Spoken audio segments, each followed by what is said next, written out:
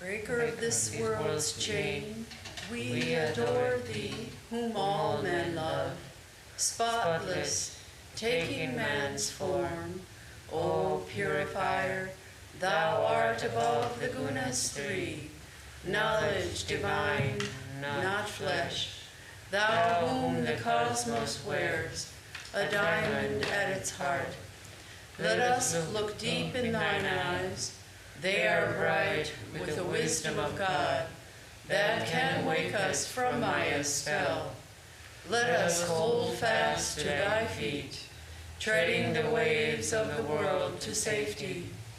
O drunk with love, God drunken lover, in thee all paths of all yogas meet. Lord of the worlds, thou art ours, who wert born a child of our time, easy of access to us. O merciful, if we take any hold upon God in our prayer, it is by thy grace alone, since all thine austerities were practiced for our sake.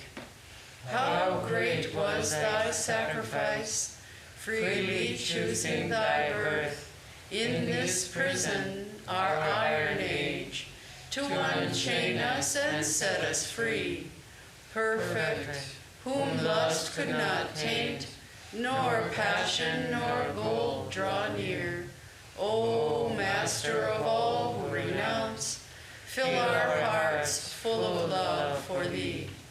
Thou hast finished with fear and with doubt, standing firm in the vision of God, refuge to all who have cast fame, fortune, and friends away. Without question thou shelterest us, and the world's great sea in its wrath seems shrunk to the puddle that fills the hoofprint in the clay. Speech cannot hold thee, nor mind, yet without thee we think not, nor speak. Love, who art partial to none, we are equal before thy sight. Taker away of our pain, we salute thee, though we are blind. Come to the heart's black cave and illumine, thou light of the light.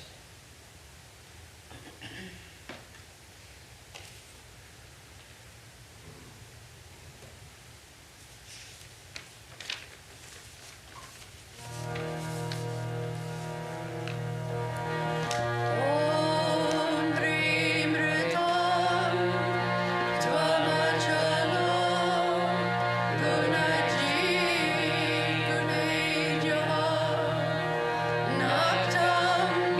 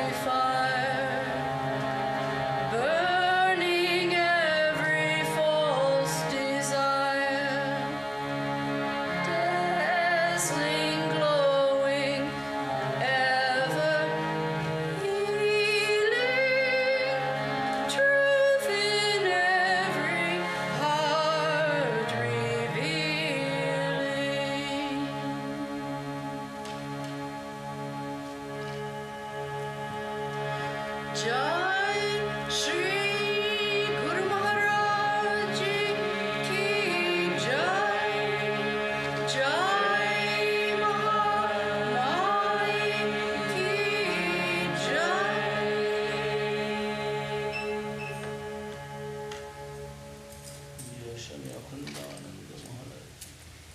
Oh yes.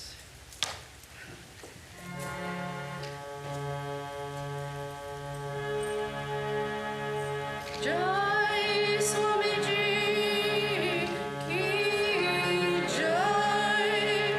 Jai Raja Maharaj Ki Jai.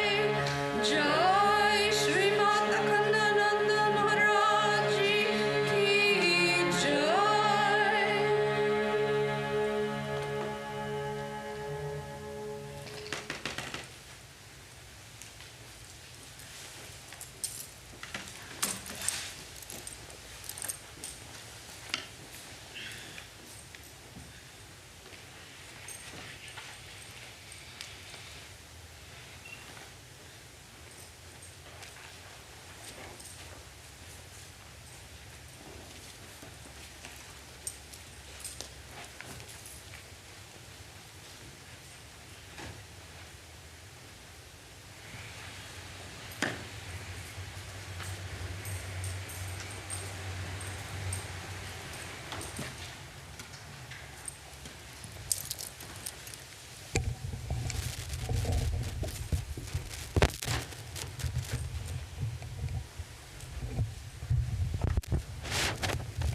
Anything.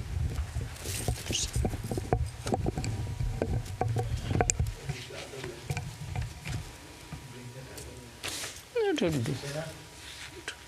It will do.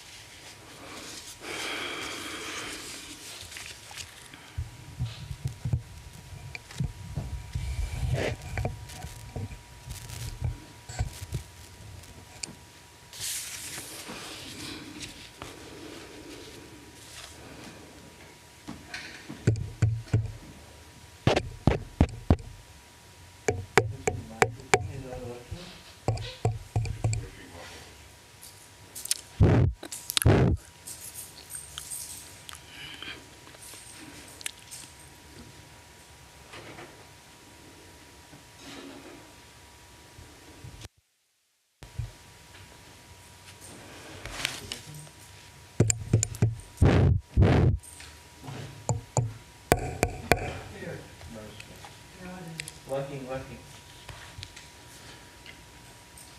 Om Stapukaya Dharmasya Sarvadharmasvarupine Avatara Varisthaya Ramakrishnaya Te Namaha.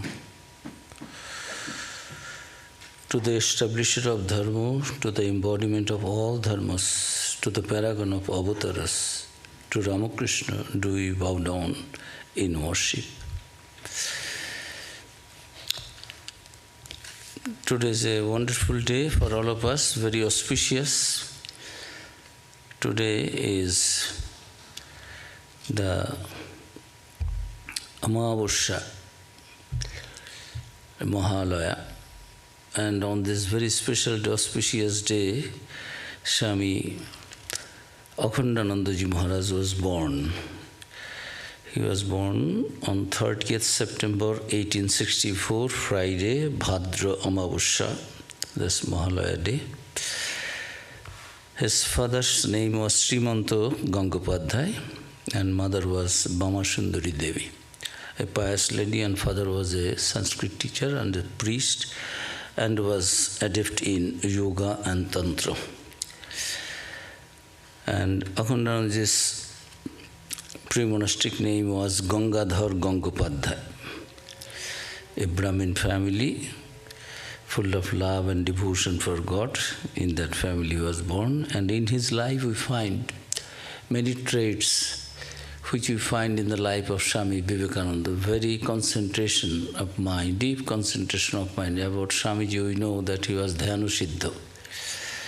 This Akhandanandaji also, as a small boy, Gangadhar, was very one-minded, one fixed mind, putting in one thing. In his childhood days, many traits were evident, it was manifest, that shows many similarities with Swamiji and the Swamiji's and Master's Karma Yoga, Shivogana Jiva Seva, is the main thing we find in his life. Before Ramakrishna Mission was set up, he started doing this philanthropic activities and relief activities. We will come to that. We will read a little bit from his life. Very nice incidents. Swami Akhandananda was born as Gangadhar Gangopadhyay on 30th September 1864 in Ahiri Tola in Calcutta. His father, Srimanta Gangopadhyay, was a priest and Sanskrit teacher, and mother was Bama Sundari Devi, was a pious and devout lady. After having 3 daughters, she prayed to God for a son, and thus Gangadhar was born. Gangadhar was a vivacious, handsome boy. When he was 8 years old, he had a large abscess between his eyebrows. He told the doctor to perform the surgery without anesthesia. The doctor was amazed at his stoicism. Gangadhar was extremely intelligent and memorized the Gita and Upanishads. As a small child, he mastered the English alphabet in one day. Gangadhar was admitted to the Oriental Seminary, Calcutta, but he was not particularly interested in formal education. From his very childhood, Gangadhar was so compassionate that he once gave his own shirt to a poor classmate whose shirt was torn. We know Swamiji also used to, young Narendranath, secretly, father-mother kept him in a room, and through the window also he used to give to the beggars.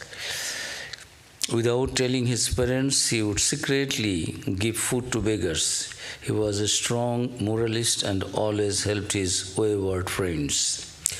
Gangadhar was a close friend of Surendra Ghosh, a son of the famous dramatist and actor Girish Chandra Ghosh, who was a great devotee of Sri Ramakrishna. Together they formed an amateur theatrical party in North Calcutta. Gangadhar took roles in several dramas and earned some repute as an actor, but his theatrical ability could not hold in check his deep spiritual inclination. Gangadhar was fascinated by the mendicants and by their stories about the holy places of India. He cherished a desire to see the Himalayas and the ashrams of the ancient sages.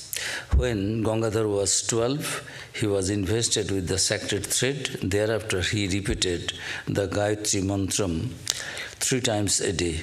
Often he would make an image of Lord Shiva out of clay and worship him with bell leaves and Ganges water.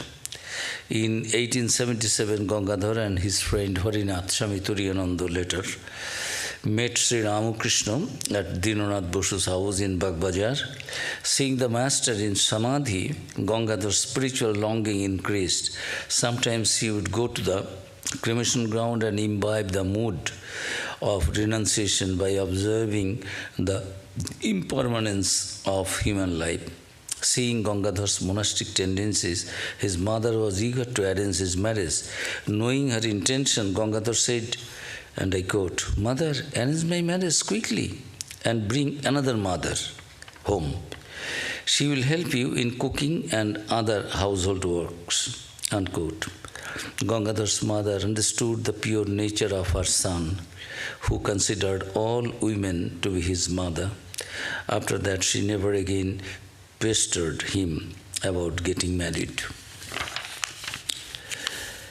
At 12, Gangadhar met a monk at the Sarvamangala temple in Kashipur and left home with him without informing his parents. His parents wept for their only son and searched for him in Varanasi, Vrindavan, Haridwar, and other holy places. And finally, when in Varanasi, they met Swami Trailanga Swami, and he said, "Yes, you will get back your son, go home back. And when she came back, mother, father, and then Gangadhar came back and mother was complaining, why you were born in my family to bring my tears in my eyes? Is it the way that a son should behave with parents? Then he said, smilingly, my dear mother, if I would not have left the home, you would not have visited all these holy places, Kashi, Vrindavan, Hardwar, all these places. What loss you have got? You have earned your merit, punno, you have earned punno. That is what her householder should do. So what wrong I have done? So in this way, he comforted his mother. Now, in the company of Sri Ramakrishna, we find in May 1883, when he was 19, Gangadhar visited Sri Ramakrishna at Dakshineshwar. The master received Gangadhar cordially and made him sit on his small cot. He then asked, have you ever seen me before? Gangadhar said, yes. I saw you once when I was very young at the house of Dinanath Bosu in Calcutta in 1877. So, Sri Ramakrishna said, oh my God, you see, listen to this boy. This boy says that he met me when he was very young. This little one had an early boyhood. Gangadhar looked exceptionally young for his age, and moreover, he had a childlike demeanor. Later, Gangadhar recalled his first meeting with Master, and I read it out. In the afternoon, the master asked me to go to the Panchavati after saluting the deities at the Kali and Vishnu temples. Later in the evening, as I returned to master's room, I heard music being played from the two Nahabats concert towers, and the temple garden was filled with the melodious sound of the vesper bells.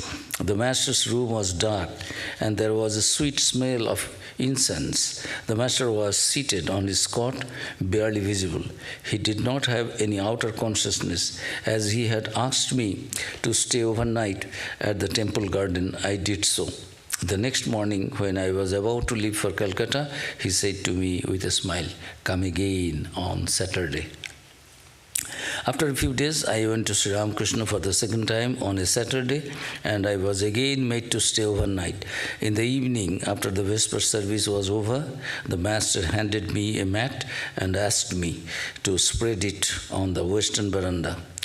He took his pillow and sat down on the mat. He then asked me to sit in a comfortable posture and to meditate. It is not good to sit leaning forward or to hold the body too straight, Master said. That evening, the Master initiated me by writing a mantram on my tongue. He then lay down, putting his feet on my lap, and asked me to give him a little massage. I was quite strong as I practiced wrestling. No sooner had I begun to press his feet than he cried out, what are you doing, my dear? The legs will be crushed. Press them gently. Immediately I realized how soft and tender the master's body was, as if his bones were covered with butter. I was embarrassed, and I asked with some fear, how then should I massage?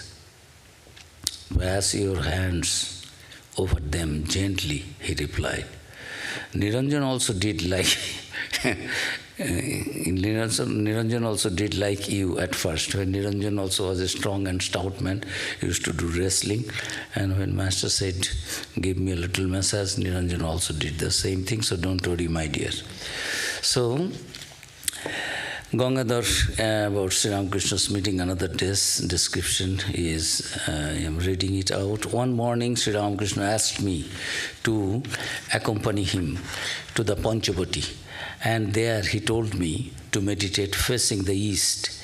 He left for a while, and when he came back, he set my body straight. He remarked, you become a bit bent during meditation. We then returned to his room. After that, he asked me to carry a water pot and go with him to the Chandni, the bathing ghat on the Ganges. He had his bath and returned to his room in his wet cloth. Before he put on his fresh cloth, he asked me to sprinkle a little Ganges water on it. There was a picture of Mother Kali of Kalighat, Calcutta. in his room, which he saluted. Then he ate a little dry prasad of Lord Jagannath and gave some to me. Standing in front of the picture of Kali, he said several times, Om Kali, Om Kali, Om Kali. He then put the palm of his right hand on his chest with the three middle fingertips touching the palm, and he stood there with half-closed eyes for some time. After that, he took the offered fruits and sweets that had been sent to him from the Kali and Vishnu temples. He then drank a little bale sharbat and gave me the prasad, after which he sat on his small cot and smoked from a habul-babul. When the food offering was over in the temples, the master took me to the eastern veranda of his room and said, Go and take the prasad of Mother Kali. It is cooked in Ganges water and is very holy. I agreed.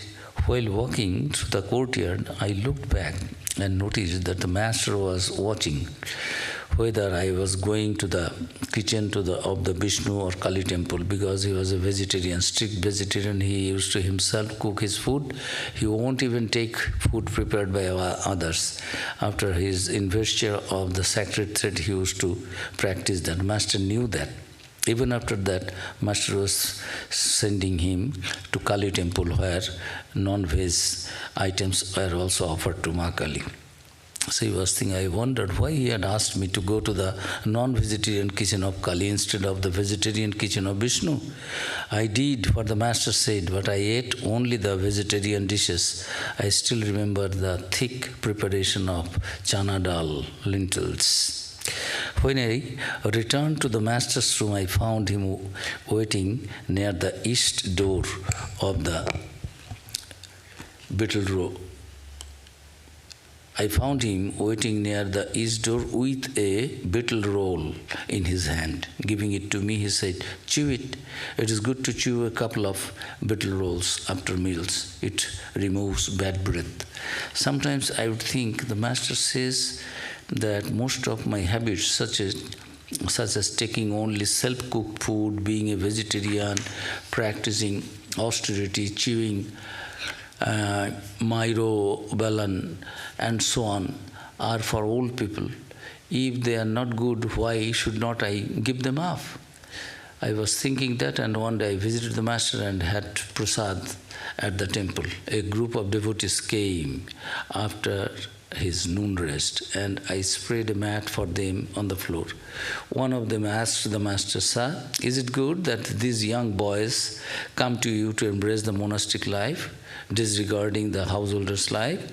Master replied, Look, you only see their present life and not their previous lives in which they passed through these other stages. For instance, a man has 4 sons. One of them, having grown up, says, I shall not put oil on my body or eat fish. I shall eat only self-cooked vegetarian food. The parents try to dissuade him from these habits and even threaten him, but the boy will not give it up. This path of renunciation. Yet the other 3 sons are set on enjoyment and swallow whatever they get. Look, it is because of the preponderance of sattva that this boy wants to renounce everything before he reaches manhood. Listening to this from the master, my faith in keeping up my orthodox customs doubled. Sri Ramakrishna did not want his young disciples to be stuck in the obsolete customs of an older generation. Yet, at the same time, he did not want to disturb their faith. He did not care for any kind of excessive behavior in practicing religion. He freed them from spiritual vanity. His way of teaching was simple and natural. He knew how to make religion interesting. He taught individually according to the temperament of each disciple. The master was never dry or boring. He would make jokes even while speaking on the most exalted topics. Once, during the chariot festival at Balaram Bosu's Calcutta house residence, the master told Gangadhar and other young ones, Go, well, my boys, sing and dance well, then Balaram will give you malpo, very delicious sweet. So he was a loving father to his disciples as well as their friend. Sri Ramakrishna taught from his own experience, not through knowledge acquired from books, Gangadhar recalled. Once I spent a night at Dakshineshwar with several other disciples, and the master had us all sit for meditation while communing with our chosen deities. We often laughed and wept in ecstasy. The pure joy we experienced in those boyhood days cannot be expressed in words. Whenever I approached the master, he would invariably ask me, "Did you shed tears at the time of prayer or meditation?" And one day, when I answered yes to this, how happy he was. Tears of repentance or sorrow flow from the corners of the eyes nearest the nose, he said, and those of joy from the outer corners of the eyes.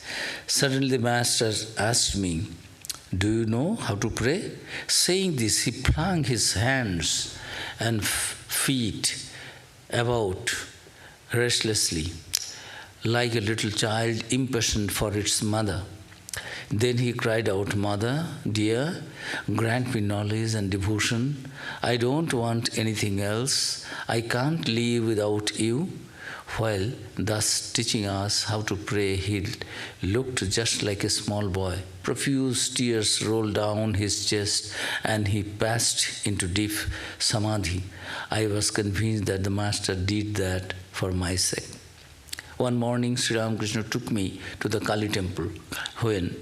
Whenever I went there alone, I stood outside the threshold. But on this occasion, the master took me into the sanctum sanctorum and showed me the face of Lord Shiva, who was of course lying on his back while Kali stood over him. His face was not visible from outside the shrine, where one could only see the top of his head. The master said, "Look, here is the living Shiva." I felt the Lord Shiva was conscious and breathing. I was astonished. How potent were the master's words. Up to that time, I had thought that this image was just like all other Shiva images I had seen. Sri Ramakrishna then gently pulled Mother Kali's clothes and placed her ornaments properly. When we left the temple, he was reeling like a drunkard. He was escorted to his room with difficulty and remained for some time in samadhi. I cannot describe the details of that day. The joy the master poured into my heart cannot be communicated. After coming down from samadhi, the master sang many songs in an ecstatic mood. One day at Balaram's house, Sri Ramakrishna told his would-be monastic disciples, "I spit upon lust and gold. Those who are attached to them will never have God vision." He repeated this several times to establish this idea in their minds. Another day in Dakshineshwar, a beggar came to the master's door and asked for some money. The master called Gangadhar and, pointing to 4 pies, asked him to give them to the beggar. When Gangadhar had done this, the master said, "Wash your hands with Ganges water." This incident indelibly impressed on Gangadhar's mind the idea that money is rubbish, dirt. A true monk should be free from lust and gold. Later in the life, he wandered 14 years all over India as a penniless monk, never touching money. Swami Vivekananda also, during his itinerary days, traveling all over India, he would never touch money. If anybody wanted to help, serve, Swamiji would say, "All right, I am going to that place, you can purchase a ticket for me if you like." But the ticket would be in first class. Once in Dakshineshwar, some non-dualistic devotees came from Varanasi to visit the master when Gangadhar was present. He later recorded their conversation in his memoirs, very important conversations. One person asked, "Sir, how can he, who is the absolute Brahman, omnipresent and pervading the whole universe, incarnate himself as man?" "You see," the master replied, "he who is the absolute Brahman is the witness and is immanent everywhere. The divine incarnation is an embodiment of his power. The power is incarnate somewhere, a quarter, somewhere else, a half, and very rarely in full. He in whom the full power is manifest is adored as Purna Brahman, like Krishna, and 3/4 of the divine were manifested in Rama." To this, one of the gentlemen said, "Sir, this body is the root of all evils. If it can be destroyed, all troubles will cease." "The raw earthen pots," Master replied, "the raw earthen pots, when broken, are made into pots again. But the burnt ones, once broken, can never be remade.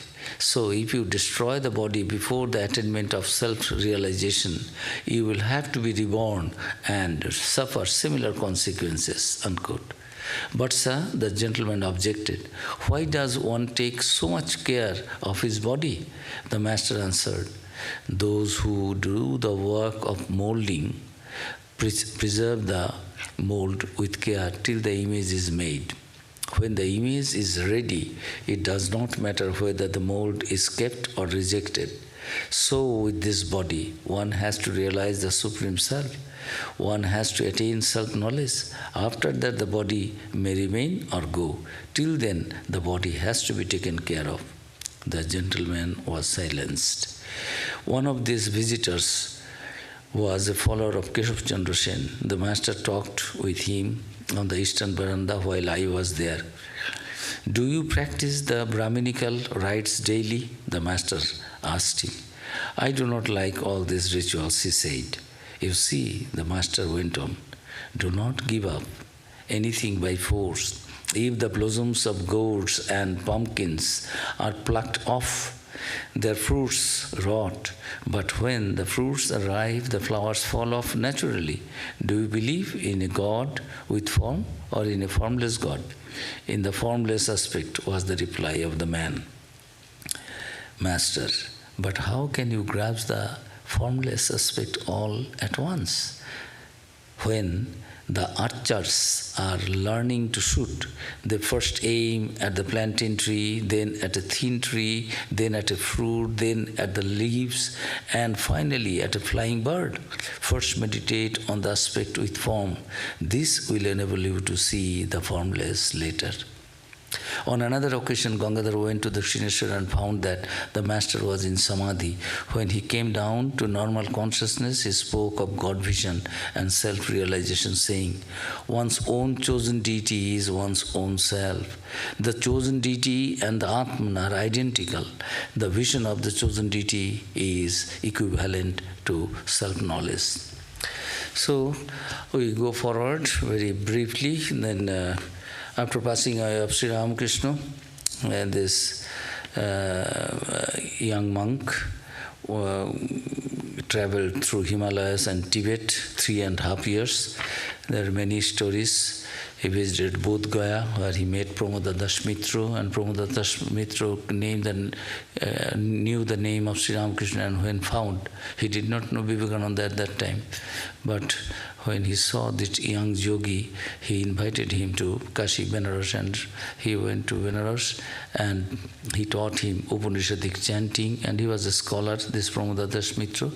And then this Gangadhar, young Gangadhar, introduced this gentleman to Swami Vivekananda, who helped this man, Pramoda Dasmitro, much in the formation of our monastic order in the beginning. And Swami Vivekananda, before going to the West, up to 93, he always, if had any question, scriptural doubts, then he would ask Pramoda Dasmitro, and Pramoda Dasmitro would try to answer all those things. So this man also was fascinated by seeing this young boy.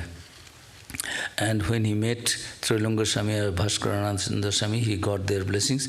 Bhaskarananda Swami was a great scholar, Sanskrit scholar. And seeing this young yogi said yes, he expressed his willingness to teach the young boy Vedas. The young man replied, "The power of sight which I would use for attaining knowledge by reading books, please turn it inward so that I can experience the Atman."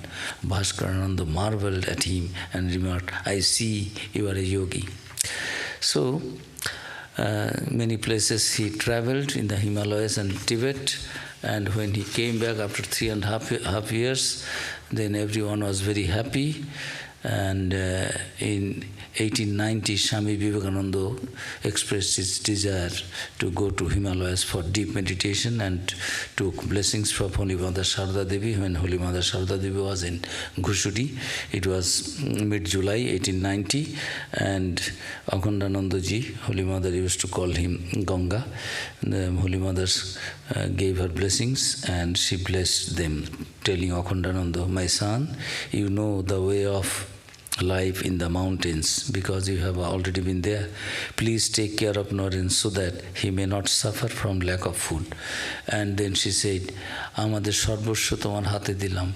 Naren was not that world famous Naren, Swami Vivekananda, but Holy Mother knew who Naren was. He said, "Ganga, in your hands we are giving our Sarvosya, everything." Means Naren was everything to Holy Mother and to all. So they visited northern and western India, and Swamiji said, "Leave me, allow me to visit myself and absorbed within myself only. I don't like that even my monastic brother disciples also follow me. I don't like to keep in touch with anybody. Please leave me." So other brothers agreed gradually, but Akhandananda loved Narendranath so much that he said, "No, wherever you go, even if you go to Patal, the nether world, I will go there and find you out, because Master is no more. I cannot live for a long time without seeing you. So I will not disturb you. I will remain alone, but sometime I will go and find you out and see you, and I will not disturb your sadhana." So Akhandanandaji also visited Mount Abu, Ahmedabad, Baroda, Narmada, Junagadh, Probhas, Dwaraka, Kutch, all these many places. And finally, he was in Khetri, Rajasthan, and seeing the pitiable condition of the masses, no education, he wrote a letter to Swamiji asking for his instruction and guidance. Swamiji replied in early 1894, "Go from door to door amongst the poor and lower classes of the town of Khetri and teach them religion. Also, let them have oral lessons on geography and such other subjects. No good will come of sitting idle and having princely dishes and saying, 'Ramakrishna, O Lord,'" because he was the guest of Khetri Maharaj, who was a disciple of Swami Vivekananda. All royal dishes were easily available, but Swamiji was telling that is no good. Unless you can do some good to others, to the poor, it is preferable to live on grass for the sake of doing good to others. The ochre robe is not for enjoyment, it is the banner of heroic work. The poor, the illiterate, the ignorant, the afflicted, let these be your God. Know that service to these alone is the highest religion. This is this famous inspiring quote of Swami Vivekananda. So we stop here, just at the end.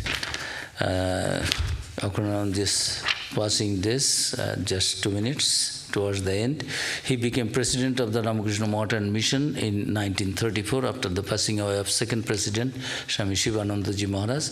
But he used to stay in Sargachi in Murshidabad, where he started first his orphanage and doing the relief work, which Swami Vivekananda supported and said, that is the real work you are doing, Shivogane Jivasava, serving human being, thinking the embodiment of the Shiva. So he used to stay in the village of Sargachi, but later on when his health was deteriorating there, On 5th February 1937, a cable was sent to Belur Math to inform the monks of Akhandananda's serious condition. 2 monks arrived from Belur Math the next day and with the local doctor's approval decided to take the Swami to Calcutta for treatment. As Swami Akhandananda was carried on a stretcher to the railway station, some farmers on the street tearfully said to him, "Father, get well soon and come back." Akhandananda blessed them with a smile. The train left at 5 p.m. He fell unconscious on the way. The train arrived at Calcutta at 11 p.m. He was taken first to Udbodhan by ambulance and then to Belur Math. At midnight via Dakshineshwar, his bed was made ready next to Vivekananda's room. Several doctors tried their utmost to save this great soul. At last, at 7:03 p.m. on 7th February 1937, Swami Akhandananda passed away at the age of 72. His body was cremated on the bank of the Ganges, close to Swamiji's temple in Belur Math. To see God in all beings is the culmination of the Vedantic experience. Swami Akhandananda had that experience, so he served all as God. A few years before his passing away, the Swami told a monk his life's philosophy, and I quote, "The Master has still kept me alive for his work. Distribute yourself among others and bring other souls within yourself. You will see how much joy you will get from it. On the other hand, if you are always busy about yourself, you will be entangled within yourself. You will kill yourself and you will die. Not knowing the self is akin to suicide or death. It is in the scripture. The more you disseminate yourself among the people, the more you will attain bliss and that will lead you to self-realization." Om Shanti Shanti Shanti. Hari Om Tat Sat. Shri Ramakrishna Arpanamastu.